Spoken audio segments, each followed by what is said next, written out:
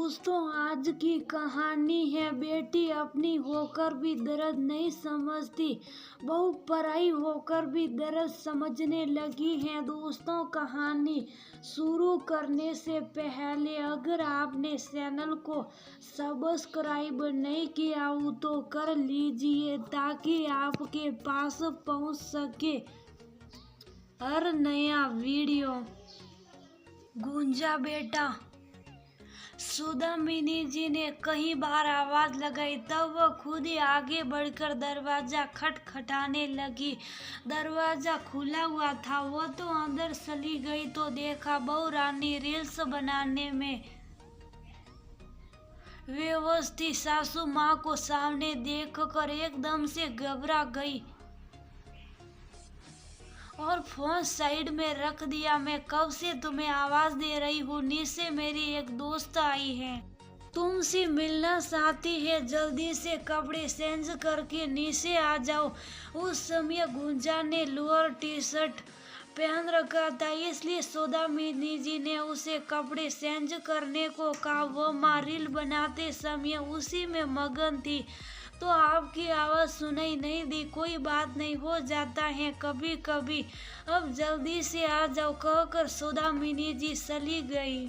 क्या हुआ, बहू रानी सो रही थी या मोबाइल में मगन थी जो तुमने इतनी आवाजें दी फिर भी नहीं सुनाई पड़ा? आखिर में तुम्हें उसके रूम में ही जाना पड़ा। ये आजकल की लड़कियां ऐसी ही होती हैं, इन्हें मोबाइल के आगे कुछ नहीं सोचता। ये भी अकल नहीं लगाती कि अब मायके में नहीं ससुराल में है।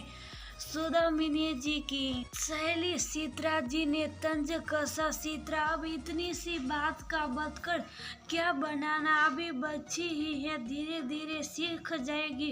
वो बहू है तो इसलिए मैं उसकी इस बात के लिए उसे 4 बातें सुनाऊं। इससे अच्छा है कि उसे खुद ही इस बात का एहसास हो जाए। वो बहू है तो मैं उसे दोस्त दूं। आजकल अपने ही बच्चे कौन सा मोबाइल के आगे कुछ समझते हैं। मेरी बेटियां रानी तो सोकर उठती है तो सबसे पहले मोबाइल पकड़ती हैं। आजकल के बच्चों का यही लाइफ स्टाइल हो गया है। पहले उनकी पढ़ाई लिखाई मोबाइल से होती है, फिर जॉब में भी मोबाइल की जरूरत।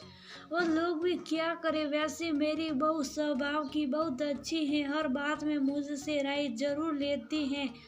अरे वाह सुमी, तू तो एकदम मॉडर्न विचारों वाली सासू माँ बन गई है, जिसे बहू की गलती नजर नहीं आती है। बताई दे रही हो, अभी से इतना सर पर मत चढ़ा वरना 4 दिन में सर पर नाचने लगेगी।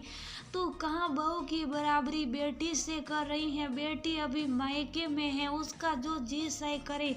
बहू ससुराल में उसे हर काम सासू माँ की मर्जी के अनुसार करना ही पड़ेगा। सीत्रा, ये तू कैसी भेदभाव वाली बात कर रही है? गुंजा और गोरी दोनों सेम उम्र की हैं। गुंजा को तो फिर भी बहुत सारे काम आते हैं, लेकिन मेरी गोरी को तो घर के कामों का क ख ग भी नहीं आता।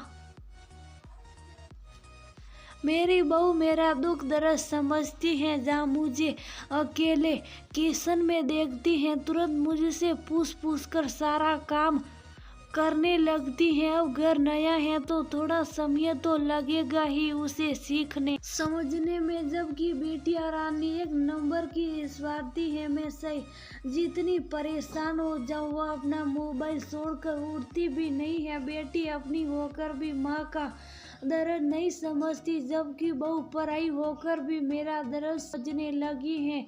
इससे अच्छी बात क्या हो सकती है मेरे लिए? मैं भी उसकी हर बात में दखल अंदाजी नहीं करना चाहती, जो उसे अच्छा लगता है। अगर थोड़ा समय अपने मन का कर लेगी तो कोई हर्ज भी नहीं है, मुझे तो कोई बुराई नहीं नजर आ रही है। तब तक गुंजा भी शाही नाश्ता लेकर आ गई।